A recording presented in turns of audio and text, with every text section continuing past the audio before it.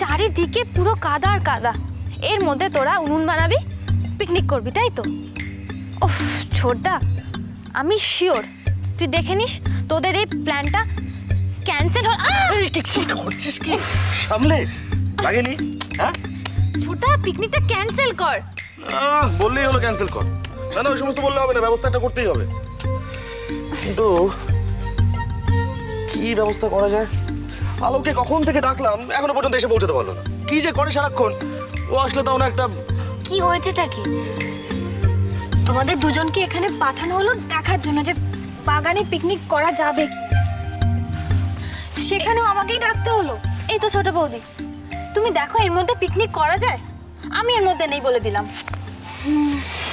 ঠিকই বলেছো, চলো আমরা ভেতরে গিয়ে বলি। এই যে মিসেস মৈত্র, এই পিকনিক যদি ক্যান্সেল হয়েছে না, আপনার মেয়ে কিন্তু কান্নাকাটি জুড়ে দেবে, এই আমি বলে রাখলাম।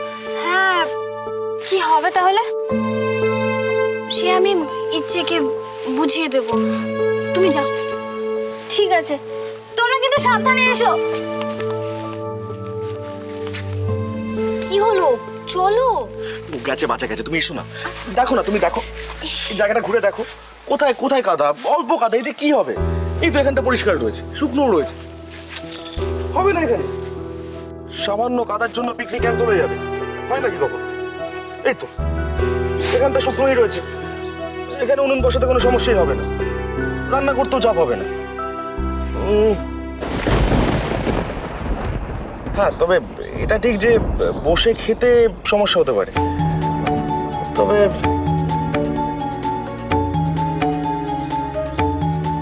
হ্যালো, কি করছো ওখানে দাঁড়িয়ে দাঁড়িয়ে? এইদিকে এসো না। অদ্ভুত তো, কি হয়েছে?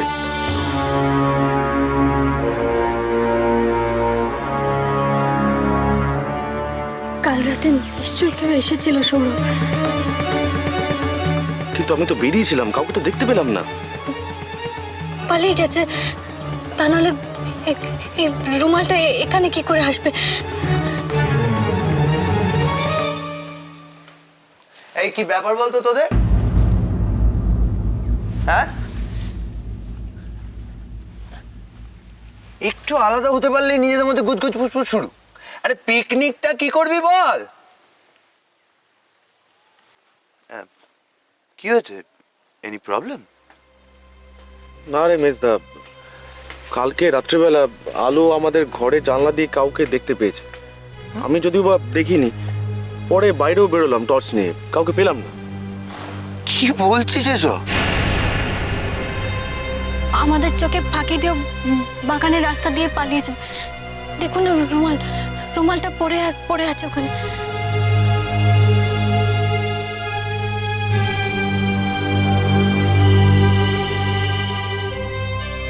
বাহ! আরে ভাই, তুই হতে দেখছি আস্তে আস্তে আলোর মতো কথা বলছিস। মানে যে টেনশন না আনলে হয় না বল তোদের? আচ্ছা, কালকে কি হাওয়া দিচ্ছিল, ঝড় উঠেছিল তো দেখেছিস?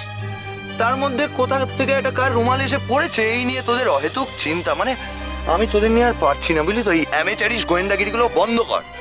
আমি আর পারছি না, আমার প্রচুর কাজ আছে, দায়িত্ব আছে আমার। আমায় চাটনি রাখতে হবে। কোথায় যে চাটনিটা রাখবো বুঝে উঠতে পারছি না।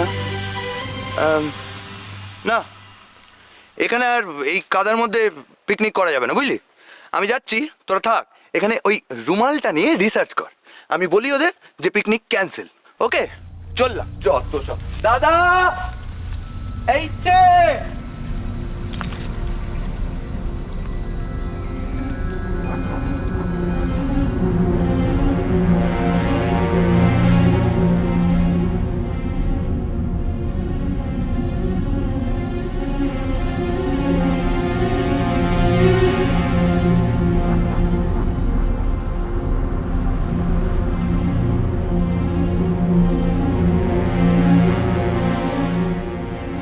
বংশী কাকা, মাংসটা তেল আর পেঁয়াজ দিয়ে ভালো করে মেখে রেখো। পাঁঠার মাংস আগে ভালো করে মাখতে হয়। আরে ইচ্ছে, তুই ঝাল খেতে পারবি তো? হ্যাঁ হ্যাঁ, ব্যাস, কেল্লা ফাতে। এবার দেখ কিরম মাংসটা আমি রান্না করি। না, হলো না। কি হলো না? কাঠের আগুনে রান্না করা বোধহয় আর হলো না। কেন? বাগানের অবস্থা খুব খারাপ, কাদায় ভর্তি। তাহলে তাহলে আর কি, এখন দেখ যদি প্ল্যানটা ক্যান্সেল করা যায়। না, পিকনিক হবেই। বরজাঠাই, তুমি কিন্তু আমাকে প্রমিস করেছিলে। আমি কিছু জানি না, পিকনিক করতেই হবে। আমি তোমাদের কিছু কথা শুনবো না। আরে হবে হবে হবে হবে হবে। দিদু ভাই, আরে ও দিদু ভাই, আরে আরে পিকনিক তো হইব। আচ্ছা ঠিক আছে ঠিক আছে, আমি কইতেছি শোনো, পিকনিক হইব, দরকার হইলে বাড়ির মধ্যে হইব, হ্যাঁ কিন্তু হইবই। হ্যাঁ কি না, আর বাড়ির মধ্যে হবে বলেছে তো। দেখ দাদু বলেছে যখন বাড়ির মধ্যে পিকনিক হবে তো পিকনিক হবেই। আমরা কিন্তু পিকনিকটা করেই ছাড়বো। পিকনিক হইব। হ্যাঁ হবে। মুখটা দেখি যা কই গো আইসে না হবে। ও দিদু ভাই, খিদে ইচ্ছে, জ্যাঠার হাতে রান্না না খেয়ে তো ঝাল লেগে গেল। মা, আমার মুখ ভার করে রেখেছো, তাহলে তো দেখতে বলে বাবা লে, কি হয়েছে ইচ্ছে? এলম কলে না তো। কিরে মুখ কোমড়া কেন তোর? আয় নাকি আয় কাঁদছিল? না না, কান্না কাটা মানে প্রিপেয়ার করছি নিজেকে যে কথা বলে। তো হাসতে পারে না, তুই জানিস না? কি বলছিস? হ্যাঁ সত্যি হাসতে পারে না। দেখ, একটু আগে হাসছিল আমার সামনে। কাতু কুতু দিলেও হাসে না, কি বলছিস তুই? কথা কথা কি না, দিদি ভাই। সবাই হাসে। একদম হাসে না, কি আমি দিয়ে দেখাবো তোকে? হাসে না। আবার সেই প্রেজেন্টেশন। হ্যালো, দেখি এই হাসে। কি হয়েছে? কিছু হয়নি তো, সব ঠিক আছে।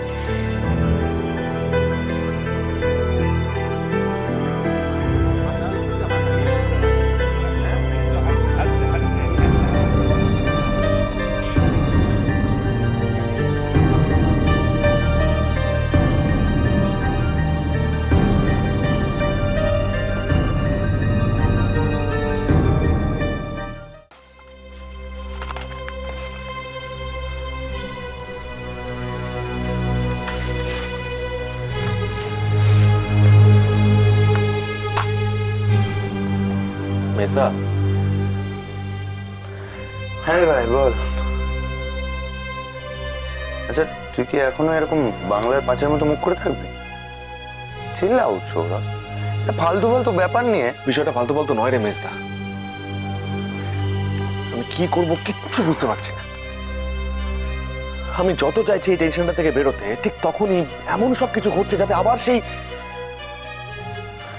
ওটা একটা রুমাল ছিল, আর ওটা আমাদের বাড়ির যে কারোর হতে পারে। বিষয়টা তুই বুঝতে পারছিস না। প্রশ্নটা শুধুমাত্র ওই রুমালের নয়, এই এই এই এই রুমালের মতন সামান্য বিষয়গুলো আমার আর আলোর টেনশন প্রত্যেকটা মুহূর্তে বাড়িয়ে দিচ্ছে। কেন জানি না আমার মনে হয় যে এটা সুহানি। কার? সুহানি আমার past. Sourav, past is past. সেটাকে যত ঘাটাবি তত কিন্তু নিজে ঘেঁটে যাবে। স্টিল আমি সেটাকে ডিনাই করতে পারি না মেজদা। সুহানি তো মারা যায়নি, আর আজ যদিও ফিরে আসে, আমার আর আলোর এই সম্পর্ক কিন্তু লিগ্যাল থাকবে না। ঠিক ঠিক এই প্রশ্নটা আমার বারবার। আমি আমি সরি।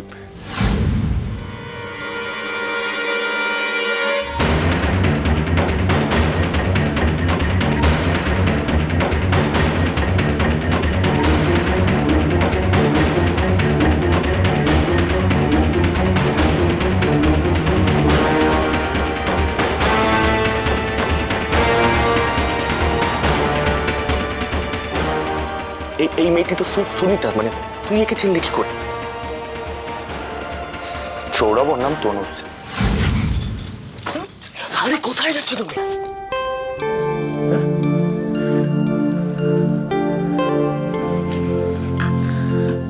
কি কি হচ্ছেটা কি? আচ্ছা তোরা কি কখন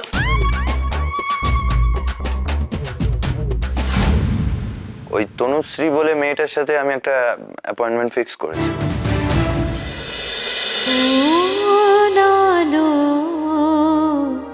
লাগলো চোখে